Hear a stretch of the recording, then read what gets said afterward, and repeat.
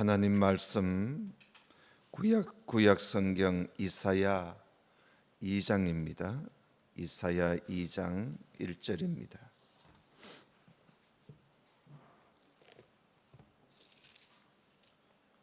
구약 성경 969쪽입니다. 969쪽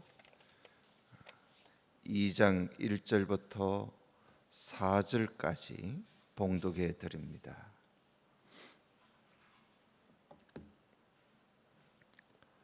아모스의 아들 이사야가 받은 바 유다와 예루살렘에 관한 말씀이라. 말이래 여호와의 전에 산이 모든 산 꼭대기에 굳게 설 것이요 모든 작은 산 위에 뛰어나리니 만방이 거리로 모여들 것이라. 많은 백성이 가며 이르기를 오라 우리가 여호와의 산에 오르며 야곱의 하나님의 전에 이르자. 그가 그 도로 우리에게 가르치실 것이라. 우리가 그 길로 행하리라 하리니 이는 율법이 시온에서부터 나올 것이요 여호와의 말씀이 예루살렘에서부터 나올 것임이니라. 그가 열방 사이에 판단하시며 많은 백성을 판결하시리니 무리가 그 칼을 쳐서 보습을 만들고 그 창을 쳐서 낫을 만들 것이며 이 나라와 저 나라가 다시는 칼을 들고 서로 치지 아니하며 다시는 전쟁을 연습지 아니하리라. 아멘. 임마누엘 성가대에서 찬양을 드리겠습니다.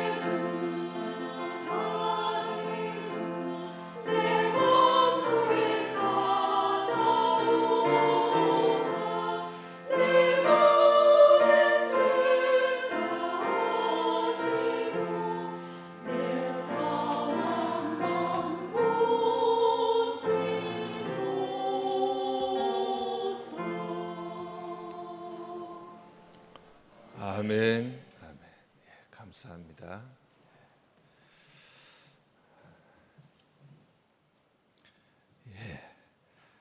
이사야서가 꽤 두꺼운 책이지요. 그래서 예배 시간에 이사야서를 다 본다는 것이 참 어려운 일입니다만은 여러분 성경을 한번 다 보고 설명을 들을 수 있도록 함께 잘 따라오시기를 바랍니다. 오늘은 1장에 이어서 2장에서 이사야 선지자가 마지막 때, 그러니까 유다와 예루살렘의 마지막 때에 있을 말씀을 하고 있습니다.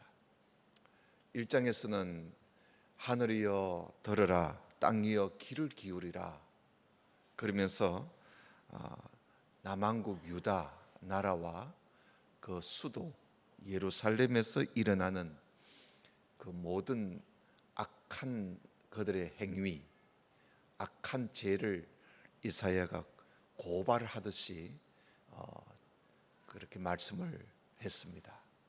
이제 2장에서는 그런 유다와 예루살렘이 장차 마지막 때 어떤 일이 이루어질 것인가, 좀 예언적인 그런 말씀을 하고 있습니다.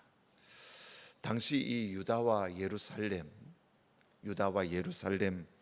이사야 선지자가 활동을 하고 있을 그 당시에는 이들이 하나님을 버리고 악을 행해서 그들의 사는 형편이 말이 아니었습니다. 땅은 황폐화되어 버렸고, 그리고 도시는 이방 나라가 쳐들어와서 그 도시 마을을 42개의 성읍을 불태워버리고 성읍이 완전히 멸절된 상태에 있었던 것이지요. 이 예루살렘만 겨우 남아있는 그런 실정이었습니다. 이 수도 예루살렘만 무너뜨리면 이제 이 남한국 유다 나라는 끝이 나는 거예요. 이런 참 위기에 처해 있는 그런 때에 하나님께서 유다와 예루살렘의 그 마지막 때, 그들이 앞으로 소망이 뭐가 있겠어요? 이런 지경에 빠져 있을 때 하나님께서 그들에게 장차 마지막 때 있을 일을 말씀을 이사야 선지자를 통해서 말씀을 하십니다. 왜 그런 말씀을 하시는지 오늘 우리가 성경을 통해서 함께 살펴보려고 합니다. 2장 1절에 보면 아모스의 아들 이사야가 받았다 그러죠. 하나님께 말씀을 받았습니다. 뭐를 받았느냐? 유다와 예루살렘에 관한 말씀을 받았어요. 2절에 말이래 그러죠. 이게 말일 하면은 세상 끝날을 말합니다. 이 세상 끝날에, 그러니까 마지막 때를 말하는 거예요. 마지막 때. 여호와의 전의 산이 모든 산 꼭대기에 굳게 설 것이고 모든 작은 산 위에 뛰어나리니 만방의 거리로 모여들 것이다 그럽니다. 여호와의 전의 산은 어디죠? 여호와의 전, 성전의 산, 예루살렘이지요. 성전이 있는 예루살렘을 말하는 것입니다. 지금은 이 성전에 있는 예루살렘이 지금 이방 나라에 의해서 멸망 직전에 있지만은 말일, 그 끝날 마지막 때에는 이 예루살렘이 모든 산 위에 굳게 설 것이고, 다시 말하면 모든 도시 위에, 모든 나라 위에 굳게 설 것이며 모든 민족이 그곳으로 모여든다는 겁니다. 왜 모여드느냐? 3절에 보면 많은 백성, 그러니까 만방에 있는 많은 백성이 감에 이르기를 오라, 우리가 여호와의 산에 오르며 야곱의 하나님의 전에 이르자. 그가 그 도로, 그 말씀이죠. 그 말씀으로 우리에게 가르치실 것이라. 우리가 그 길로 행하리라 하면서 만방에 있는 모든 사람들이 모여든다는 겁니다. 예루살렘으로. 왜냐하면 이곳에 율법이 시온에서부터 나올 것이고 여호와의 말씀이 예루살렘에서부터 나올 것이기 때문에, 그래서 예루살렘으로 모여든다는 겁니다. 만방에 있는 모든 사람들이 이 마지막 때에는 그 모든 사람들이 하나님 말씀을 배우려고, 하나님 말씀을 배워서 그 말씀 따라 살려고 산 위에 굳게 세워져 있는 성전의 산 예루살렘에 모여든다는 것이죠. 그러니까 지금 멸망 직전에 있는 예루살렘이 마지막 때는 전혀 다른 일이 벌어진다는 겁니다. 그리고 또 4절을 보십시다. 그는 하나님이에요. 하나님이 열방 사이에 판단하시고 많은 백성을 판결하시리니 무리가 그 칼을 쳐서 보습을 만들고, 보습은 이 농기구를 말하는 거지요. 쟁기 같은. 그리고 그 창을 쳐서 낫을 만들 것이며 이 나라와 저 나라가 다시는 칼을 들고 서로 치지 아니하며 다시는 전쟁을 연습지 아니하리라. 전쟁이 없어진다는 겁니다. 이 나라 저 나라, 이 민족 저 민족 사이에 하나님이 판결하시기 때문에, 하나님이 판단하시고 하나님이 판결하시기 때문에 전쟁이 있을 수 없다는 겁니다. 전쟁이 없어진다는 거예요. 그러면 여러분, 이런 날이 언제일까요?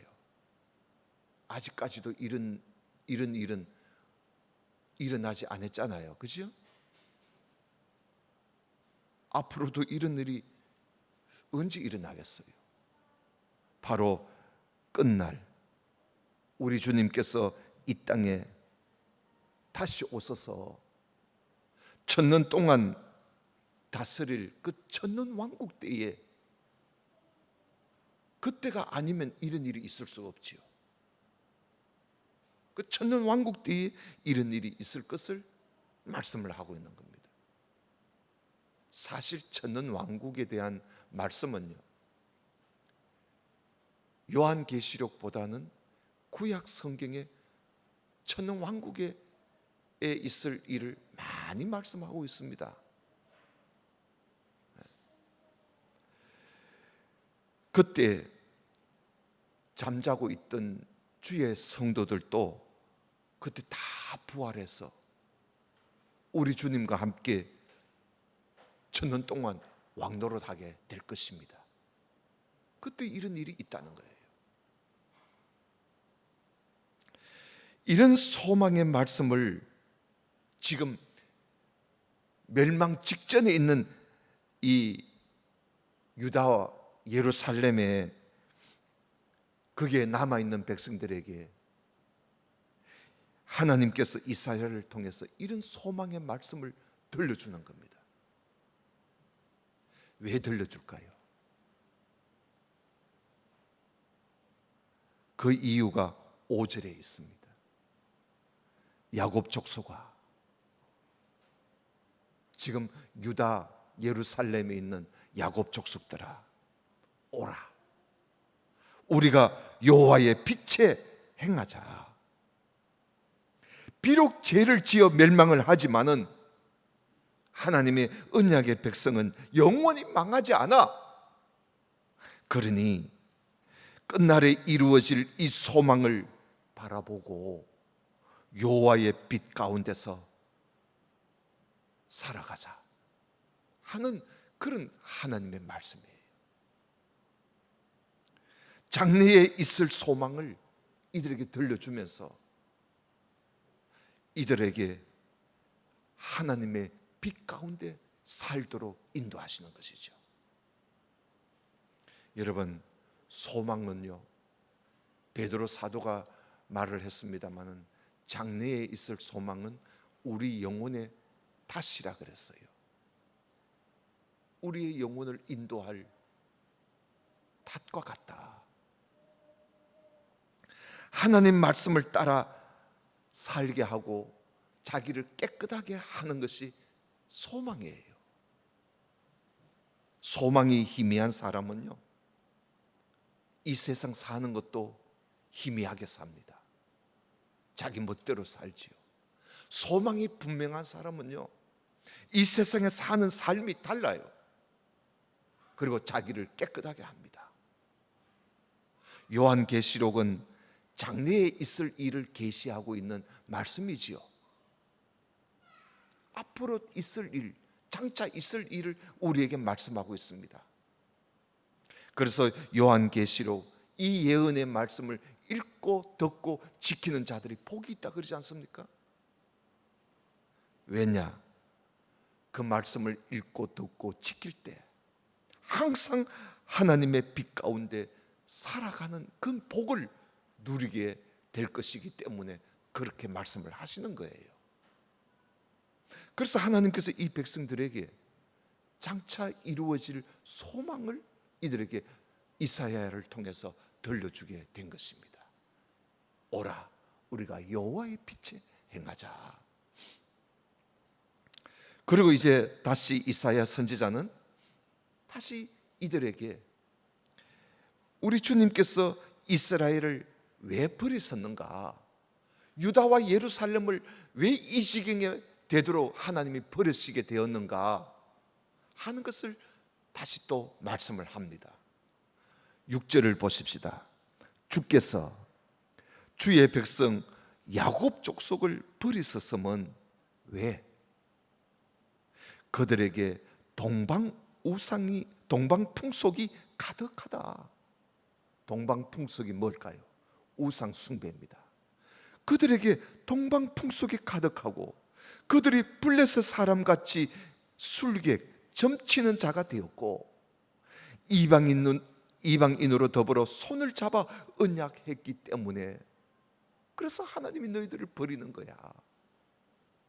7절에 그 땅에는 은금이 가득하고 보화가 무한하고 그 땅에는 마필이 가득하고 병거가 무수하지만 그게 무슨 소용이 있나 이것이요. 그 땅에는 우상이 가득한데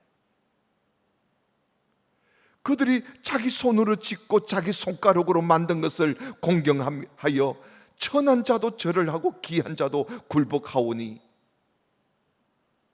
하나님 그들을 용서하지 마옵소서. 이사야도 그렇게 말합니다. 이런 지경에 있으니 하나님께서 버리지 않을 수가 없는 거예요. 잘 살면 뭐합니까?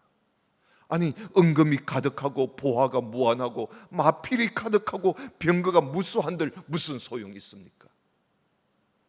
국방력을 갖춘들, 경제가 튼튼한들 무슨 소용이 있느냐 이거예요.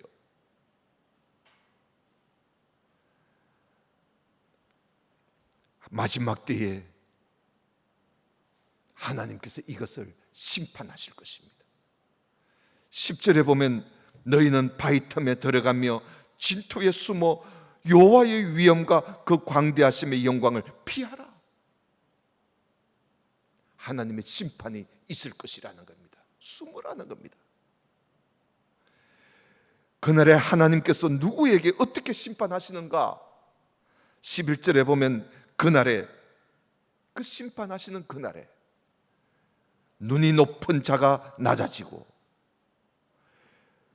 교만한 자가 굴복되고 여호와께서 홀로 높임을 받으시리라. 대전 만군의 여호와의 한 날이 모든 교만 자와 거만 자와 자고한 자에게 임하여 그들로 낮아지게 하고 또 레바논의 높고 높은 모든 백향목과 바산의 모든 상수리 나무와 모든 높은 산과 모든 솟아오른 작은 산과 모든 높은 망대와 견고한 성벽과 다시서의 모든 배와 모든 아름다운 조각물에 임하리니 그날에 자고한 자는 굴복되며 교만한 자는 낮아지고 여호와께서 홀로 높임을 받으실 것이요 우상들은 온전히 없어질 것이며 사람들이 암홀과 토굴에 들어가서 여호와께서 일어나서 땅을 진동시키시는 그의 위엄과 광대하심의 영광을 피할 것이라. 마지막 때 하나님께서 모든 교만한 자, 거만한 자, 자고한 자, 이렇게 교만한 자들을 하나님이 심판하신다. 하나님께서 그때 심판하실 때 땅이 진동한다는, 땅이 흔들린다는 거예요. 땅이 흔들리게 될 때 사람들이 바위 동굴에 들어가서 숨고 땅 속에 땅굴을 파서 그 속에 들어가서 숨은들 무슨 소용이 있느냐의 것이죠. 피할 수가 없는 것이죠. 그런 날이 올 것이라는 겁니다. 20절에 사람이 숭배하려고 만들었던 그 은우상과 금우상을 그날에 두더지와 박쥐에게 던져버리고 암홀과 험악한 바위 틈에 들어가서 여호와께서 일어나서 땅을 진동시키시는 그의 위엄과 그 광대하심의 영광을 피하리라. 피한다고 하나님의 심판을 피할 수가 있겠습니까? 소용없는 것이죠. 하나님께서 이러한 것들을 다 심판할 것이니 결론이 뭐냐? 22절입니다. 너희는 인생을 뭐하지 말라? 의지하지 말라. 너희는 인생을 의지하지 마라. 그의 호흡은 코에 있나니 수에 칠 가치가 없어. 다시 말하면 인생의 호흡은 코에 있으니 죽으면 아무 가치가 없는 그 인생을 의지하지 말라는 겁니다.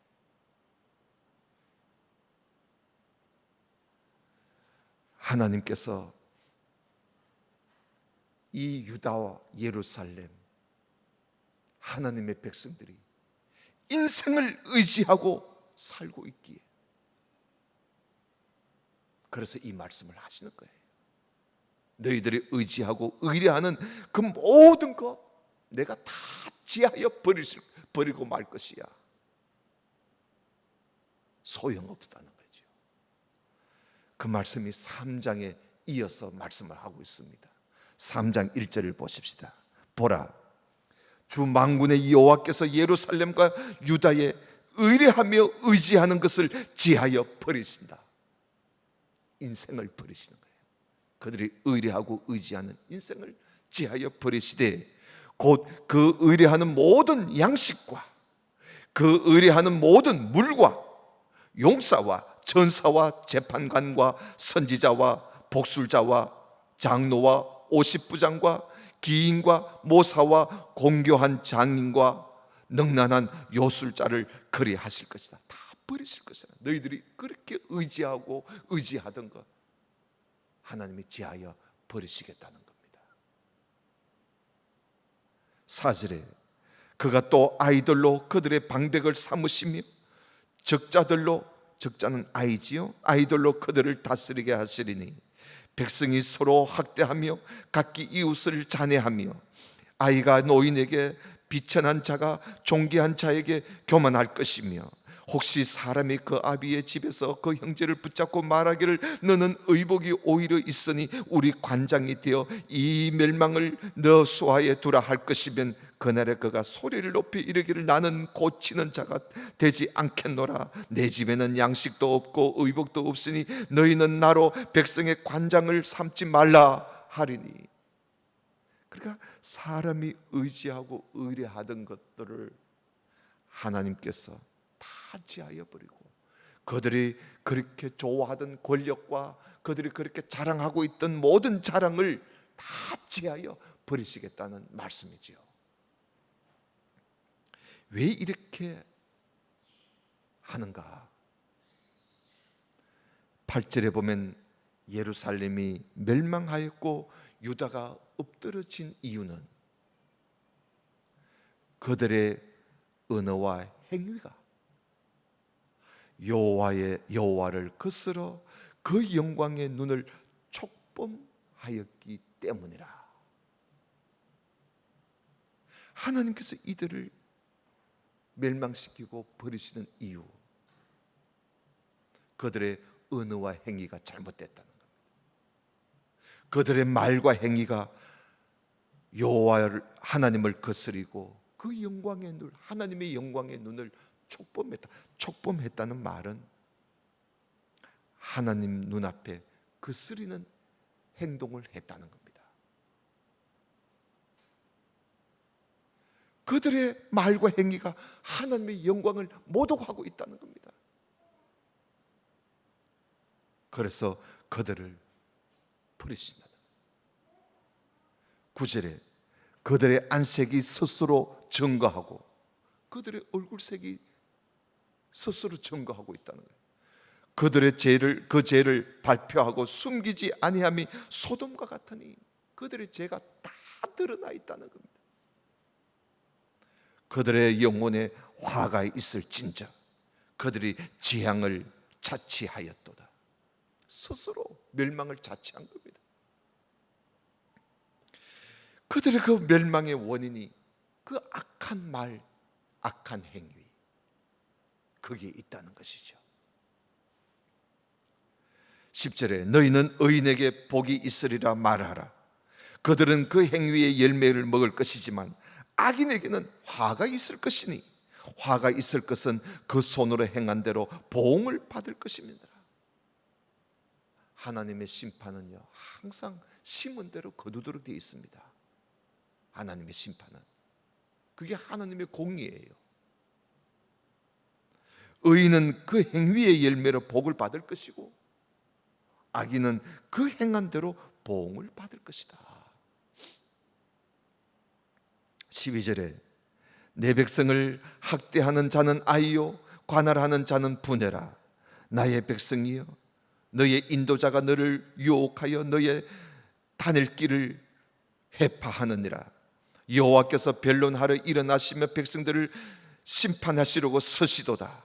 여호와께서 그 백성의 장로들과 방백들을 국문하시되 포도원을 삼킨 자는 너희며 가난한 자에게서 탈취한 물건은 너희 집에 있도다. 어찌하여 너희가 내 백성을 짓밟으며 가난한 자의 얼굴에 맷돌질 하느냐. 주 만군의 여호와 내가 말하였느니라 하시리로다.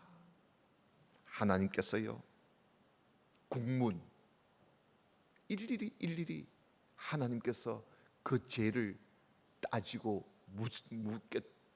물으신다는 것이죠. 그 신문하신다는 겁니다. 하나님이 그 죄를 신문하실 때 그 앞에서 핑계할 수가 없는 거예요. 아무 대답을 하지 못합니다. 아니, 가난한 자에게서 탈취한 물건이 왜 너희 집에 있어? 그리고 포도원을 삼킨 너희들이 어찌 내 백성을 짓밟고 가난한 자의 얼굴을 맷돌질할 수가 있단 말이야 하니까 아무 말도 못하는 겁니다. 16절에 여호와께서 또 말씀하시되 시온의 딸들이 교만하여 느린 목 정을 통하는 눈으로 다니며 악의죽거려 행하며 발로는 쟁쟁한 소리를 낸다 하시도다. 그러므로 주께서 시온의 딸이 나오지요. 예루살렘에 있는 여자들에 대한 말씀을 하나님께서 이어서 하시는 것입니다. 자, 무슨 말씀을 하시는가? 여자에 대해서. 자, 주께서 시온의 딸들의 정수리에 딱지가 생기게 할 것이고 여호와께서 그들의 하체로 드러나게 하실 것이다. 벌거벗겨 버리겠다는 겁니다. 왜? 18절에 주께서 그날에 그들의 장식한 발목걸이와 머리의 망사와 반달 장식과 귀고리와 팔목걸이와 면박과 화관과 발목 사슬과 띠와 향합과 호신부는 그 부적이죠. 호신부와 또 지환과, 지환은 반지죠. 코고리와 예복과 겉옷과 목도리와 손주머니와 손거울과 세마포 옷과 머리 수건과 너울을 지하여 버리시겠다는 겁니다. 여자들이 너무 사치했다는 거예요. 머리부터 발끝까지 온갖 것으로 사치했다는 거예요. 이 사치한 모든 것들을 지하여 버리시겠다는 겁니다. 너무 지나치다는 거예요. 그러면서 24절에 그때에 썩은 냄새가 향을 대신할 것이고 노끈이 띠를 대신할 것이고 대머리가 숱한 머리털을 대신할 것이고 굵은 베옷이 화려한 옷을 대신할 것이고 자자한 흔적이 고운 얼굴을 대신할 것이고 너희 장정은 칼에 너희 용사는 전란에 망할 것이며 그 성문은 슬퍼하며 곡할 것이요 시온은 항모하여 땅에 앉고 말 것이다. 하나님께서 그들의 치장과 그들이 의지하고 의뢰하던 것 다 지하여 버리시겠다는 겁니다.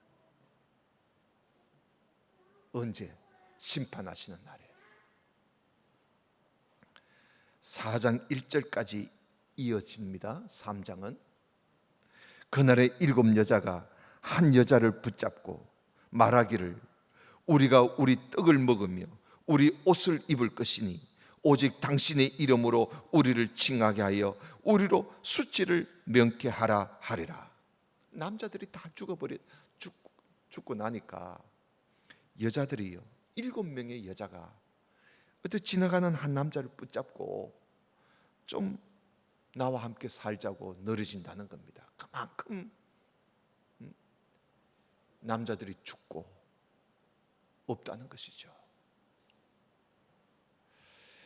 이 모든 일이 유다와 예루살렘의 마지막 때에 있을 일을 말씀하고 있는 것입니다.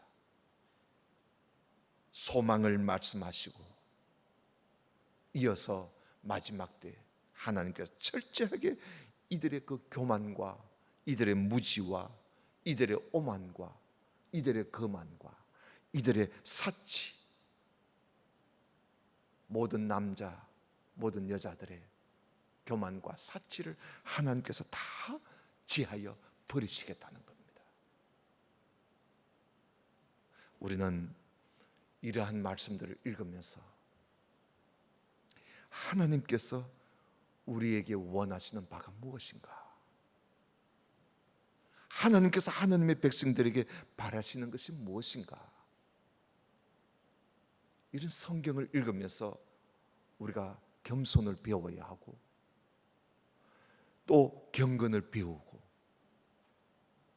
지나친 사치를 버리고 정숙한 삶을 배우는 그런 자세가 필요한 것이죠. 그래서 오늘 우리는 이 말씀을 보면서 그래, 인생을 의지하지 말자. 모든 인생의 모든 높고 화려한 것들 다 소용없다. 그 모든 것을 다 버리고 우리는 여호와의 빛 가운데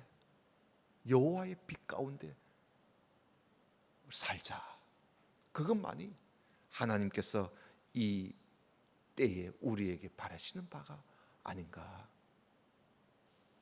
이 모든 말씀들을 우리가 기억하면서 더 겸손해지고 더 정숙한 삶을 살아가는 우리 모두가 될 수 있기를 주님의 이름으로 축원합니다. 기도드립시다. 아버지 하나님, 오늘 말씀을 함께 나누었습니다. 우리에게 주시는 말씀을 듣고 하나님께서 마지막 때에 심판하시는 것이 무엇인지 우리에게 들려주신 이 말씀을 우리가 기억하고 이 땅에 사는 날 동안에 인생을 의지하지 말고 하나님의 빛 가운데서 날마다 날마다 살면서 하나님께 영광을 돌려드리는 우리의 삶이 되게 해 주옵소서.